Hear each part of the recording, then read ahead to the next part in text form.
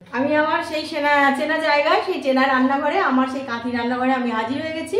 তো রাত্রেবেলা তো ডিনার করতেই হবে, সকালবেলাটা তো যাই হোক করে চালিয়ে দিয়েছি। আমি তো পান্তা নিয়ে চলে এসেছিলাম, রাত্রে ভাত বেশি ছিল, সেই পান্তা নিয়ে আমি পান্তা, পেঁয়াজ আর একটু মাছের ভাজা বেশ মাখিয়ে টাকিয়ে সব খাওয়া হয়ে গেছে আমার। আমি অফিসে তাই খেয়েছি। আর এখন যেটা করবো, এখন একটু কুমড়ো ভাজবো আর একটু মালাইকারি করবো। মালাইকারিটা আর কুমড়োর ভাজাটা শেয়ার করবো তোমাদের সঙ্গে। তো চলো থাকো আমার সঙ্গে।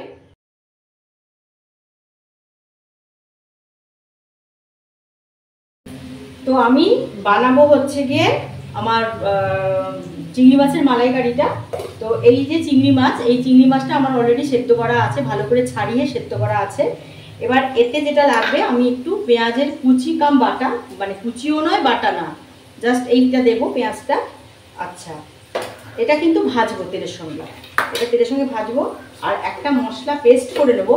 সেই মশলা পেস্টটার মধ্যে কি কি থাকবে দেখো, জিরে বাটা, চিনি, রসুন বাটা, কাশ্মীরি লঙ্কার গুঁড়ো, আদা বাটা, এটা হচ্ছে গিয়ে তোমার গরম মশলার গুঁড়ো মানে বিরিয়ানি মশলার গুঁড়ো, লঙ্কা বাটা, হলুদের গুঁড়ো, এবং এর মধ্যে আমি আর তারপরে দেবো যেটা হচ্ছে টমেটো কেচাপ। আর সঙ্গে থাকবে এই যে নারকেলের দুধ আর ঘি। আর আলুটা দেখো ভাপানো আছে, আলুটা আমি ভাপিয়ে নিয়েছি। ভাপিয়ে নেওয়ার পর এটাকে একটু তেলে আমি নেড়ে নিচ্ছি। আর অলরেডি রাতের খাওয়ারের জন্য কুমড়ো ভাজা হয়ে গেছে। তো চলো পরপর আমি এটা কীভাবে কোনটা কোনটা মেশাচ্ছি দেখাই, পেস্টটা করবো যখন দেখিয়ে নিচ্ছি। চলো।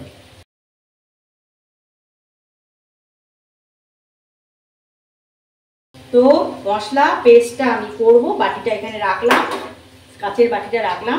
তো বাটিটার মধ্যে আমি প্রথমে আগে দিলাম রসুন বাটাটা। এই রসুন বাটাটা 1 চামচ, বড় চা চামচের 1 চামচ। লঙ্কার গুঁড়ো, কাশ্মীরি লঙ্কার গুঁড়ো 1/2 চামচ। আদা বাটা 1 চামচ। বিরিয়ানি মশলাটা দিয়ে দিলাম, এটাও আমার 1/2 চামচ। লঙ্কার বাটা এটাও 1/2 চামচ। এবারে জিরে বাটা এটাও 1/2 চামচ। এবারে হলুদের গুঁড়ো এটাও 1/2 চামচ, এবং সঙ্গে দিয়ে দিলাম চিনি। এবারে যেটা করব, এটা একটু জল দিয়ে গুলে ওটাকে একটা মশলা পেস্ট আমি বানাবো। এটাকে একটু ভালো করে আমাকে জল দিয়ে গুলে নিতে হবে মশলার পেস্টটা। তো এই যে মশলার বাটিটা, এর মধ্যে আমি অ্যাড করলাম জল। এবার এটাকে আমি ভালো করে একটা পেস্ট বানিয়ে নিচ্ছি। এই যে পেস্টটা বানালাম, এর মধ্যে আমি যেটা দেবো, একটু বাকি থাকলো আমার নুন। তো এর মধ্যে আমি দিয়ে দিলাম নুন। এই দেখো একটু নুন দিলাম, পরে আবার দেবো, কেন আলু আছে, নুন লাগবে, তাহলেও চেখে দেবো। এর মধ্যে একটু নুন দিয়ে দিলাম। এর মধ্যে যেটা দেবো লাস্টে, টমেটো কেচাপ। এর মধ্যে এই যে একটা টমেটো কেচাপের ছোট স্যাশে, একটা এরকম ছোট স্যাশে, তার আমি পুরোটাই এর মধ্যে অ্যাড করে দিলাম। এবার অ্যাড করে দিয়ে এটাকে ভালো করে একটা আমি সুন্দর একটা মশলা পেস্ট বানিয়ে নিলাম, যেটা আমার মালাইকারির মধ্যে লাগবে। সবসময় মনে রাখবে, আমি দেখবে সবসময় এইরকম করেই মশলা গুলে নিই। এই রান্নার কায়দাটা দিদার মতন। এবং সুপ্রিয়া রায়চৌধুরীর রান্নাও দেখেছো, যদি দেখো তোমরা, আগে উনি রান্না যখন করতেন, তো ওই রান্নাতেও ওনারও একটা মানে যে টিপসটা ছিল সবসময় মশলা পেস্ট বানিয়ে নেওয়া। তো চলো এবার আমি মূল রান্নায় চলে যাচ্ছি।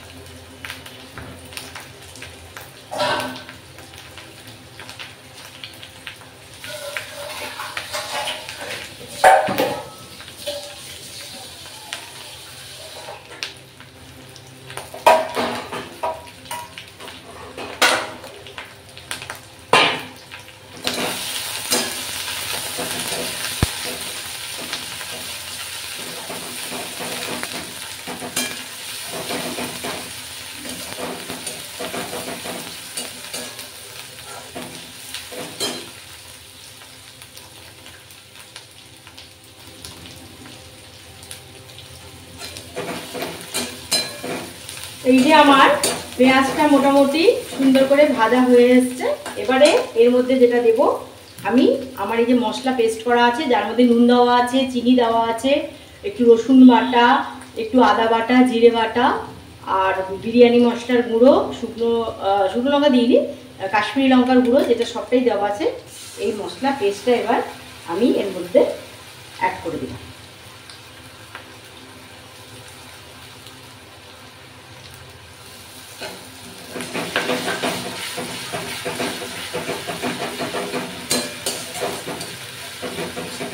আস্তে আস্তে মশলাটা তেল ছাড়তে শুরু করেছে, করছেও, তেলটা সুন্দর করে ছাড়া হয়ে যাচ্ছে। আমি কিন্তু এটা আজকে পুরোটাই দেখাচ্ছি, আমি একদম একটাতেই করে দেবো চিংড়ি মাছের মালাইকারি, কারণ এটাকে আমি আর মানে ভেঙে আর দেখাবো না, মানে প্রথম থেকে স্টার্টিংটাতে আর বেশি কিছু করবো না। তো অলরেডি এই দেখো আমার তেলটা ছেড়ে এসেছে। এবার এর মধ্যে কি করব, আমার এই যে চিংড়ি মাছগুলো সেদ্ধ করা আছে সেগুলো এর মধ্যে দিয়ে দিই।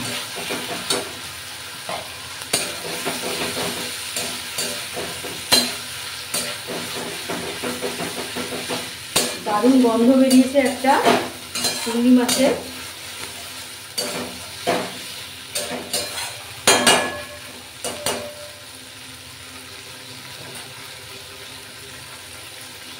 এর মধ্যে ভাপানো আলু, যেটা একটু আমি মানে তেলে নেড়ে রেখেছি, সেটা একটু এর মধ্যে অ্যাড করে দিলাম। যদি তোমরা জামাই ষষ্ঠীর দিন রান্না করো, বড় যদি গলদা চিংড়ির করো, তখন আর আলু দেওয়ার দরকার নেই।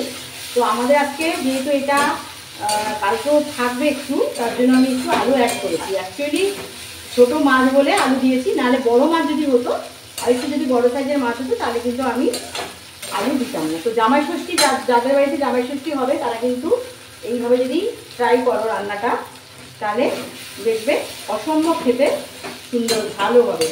তো এর মধ্যে আমি আরেকটু, আমার যে বাটনাটা এর মধ্যে ছিল, প্লেটের মধ্যে ছিল, যে বাটনাটা আমার এখানে গোলা হয়েছিল না, সেটাকে আমি এই মশলা বা যে প্লেটে ধোয়া জলটা আমি ওর মধ্যে অ্যাড করলাম।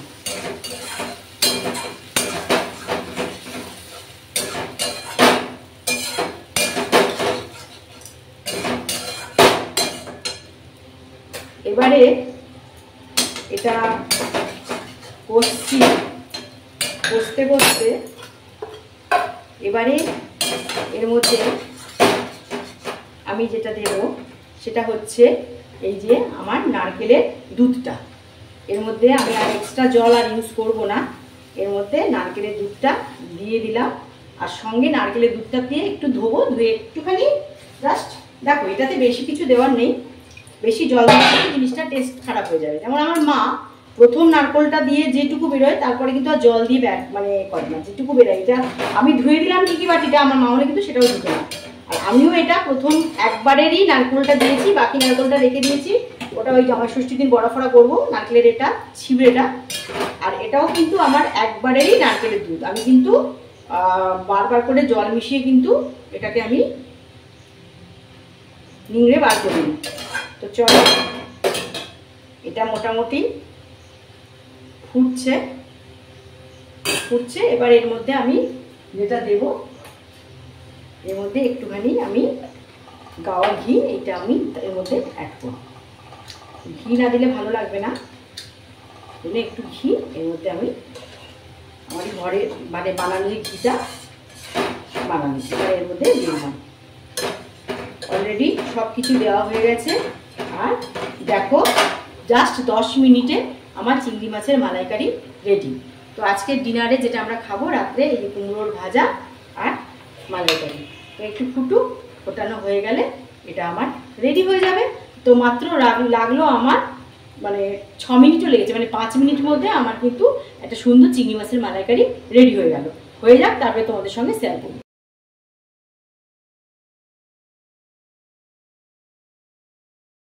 আগাম জামাই ষষ্ঠীর আমি একটা রেসিপি তোমাদের সঙ্গে শেয়ার করে দিলাম, চিংড়ি মাছের মালাইকারি।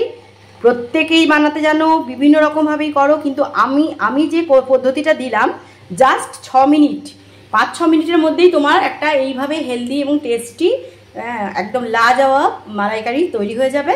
এবং কিভাবে করব সেটা তোমাকে আমি আমার মুখরোচক চ্যানেলে পুরোটাই দিয়ে দিয়েছি। জাস্ট মশলাগুলো একসঙ্গে পেস্ট করে মানে একসঙ্গে গুলিয়ে নিয়ে তারপরে রান্না। জাস্ট অলরেডি আমার তো আজকে লেগেছে 6 মিনিট, তোমাদের ওই রকমই লাগবে। আর কোনো রকম চিন্তা করার কিচ্ছু নেই। নারকেলটা যদি কুটতে না পারো, নারকেলটা মিক্সিতে বেটে নিয়ে তার মধ্যে জলটা মানে নারকেলের দুধটা একটু জল দিয়ে বেটে নিয়ে নারকেলের দুধটা বার করতে পারো, সেটাও বিশাল বিশাল সুবিধে। তো আমি দেখিয়ে দিয়েছি।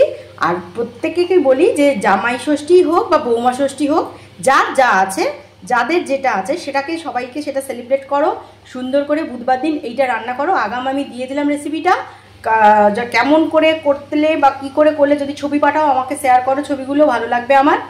আর আমিও খুশি হব যে আমি সবাইকে একটুখানি টিপস দিয়ে দিতে পেরেছি বা আমি দেখিয়ে দিতে পেরেছি।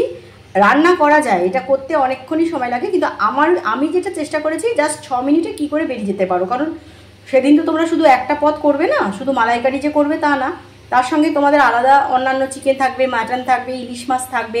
সেজন্য চটপট কী করে চিংড়ি মাছের মালাইকারি করে বেরিয়ে যাবে সেটা কিন্তু আমি আমার মুখরোচক চ্যানেলে দেখিয়ে দিয়েছি অলরেডি, আপনি শেয়ার করে দেবো।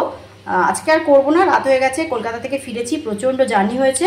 তো আমি আগামীকাল এটাকে তোমাদের দেখিয়ে দেবো পরপর কী করে করলে। তো জামাই ষষ্ঠী দিন সবাই এইভাবে বানাবে, এটা আশা করছি। ভালো থেকো, আগাম জামাই ষষ্ঠী বৌমা ষষ্ঠী যাই বলো শুভেচ্ছা। আর ভালো থেকো, একটা সুন্দর রাত কাটাও।